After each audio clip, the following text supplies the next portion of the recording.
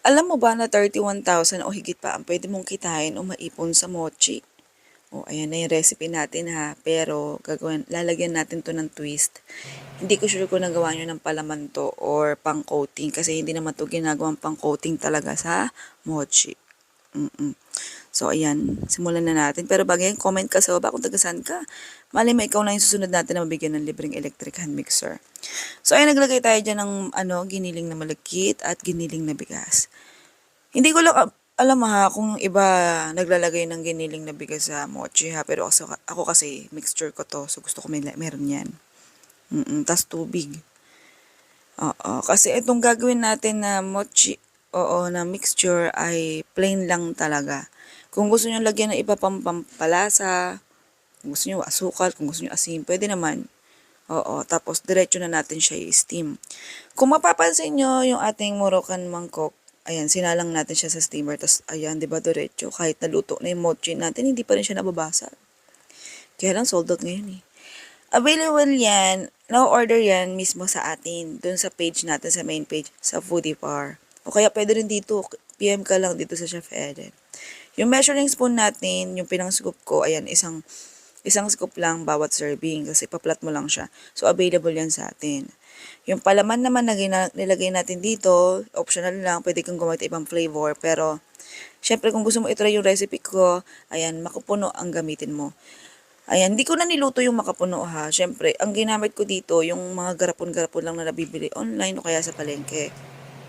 Kasi pagka ganun yung ginamit mo, hindi siya masyadong time consuming. Oo, ay pagkatapos mo balutin, ganyan lang, lagyan mo na siya ng coating na Graham Crush. Oo. Kung gusto mo gumamit ng iba pang coating dito na powder, pwede naman. Pero dapat siguraduhin mo na babagay yung lasa sa palaman.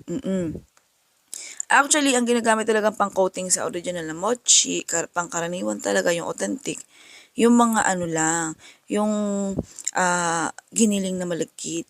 Oo, kailangan itutusta mo yun. Ganun, yun lang dapat. Pero dahil dito sa recipe natin, alam mo naman, kung bago ka lang dito, alam mo naman laging kakaiba dito. So, ayan, matututo ka lagi. Yung plastic na pinaglagyan natin dito, pwede mong gayahin. So, lagay ko na lang yung link sa baba or sa screen kung saan mabibili. Nasa top comment yun, o kaya nasa yellow basket, o kaya nasa screen, o kaya sa susunod na video, yung next dito. Oo, ganun. Okay, tapos ayun lang, ganyan na siya.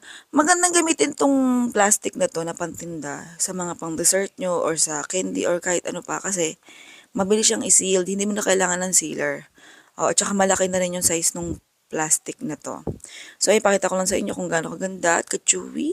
Oo, yung ating texture ng mochi. Masarap to. Oo, bongga. Okay, sa mga gustong gumawa ng mochi na gusto mabilisan, ito na ang sagot. Bongga. Okay.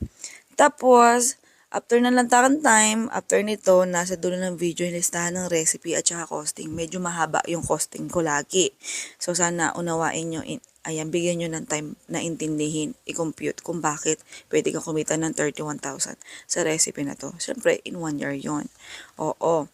Okay? Sige na, goodbye, good luck. Love you.